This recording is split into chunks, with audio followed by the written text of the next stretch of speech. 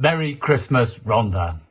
Christmas Day is finally here and it's going to be different from many others, but I hope that for you it's as special in your heart as ever. I'm going to read a poem now which seems particularly appropriate this year of all years. It's by Alfred Lord Tennyson and it's called Ring Out Wild Bells.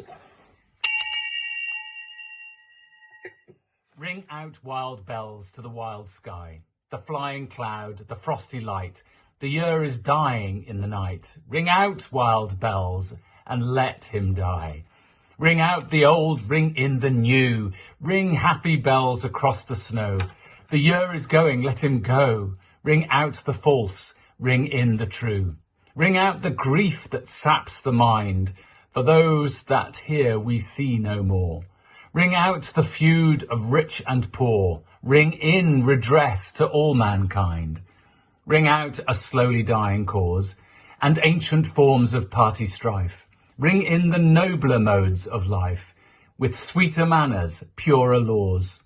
Ring out the want, the care, the sin, the faithless coldness of the times. Ring out my mournful rhymes, but ring the fuller minstrel in.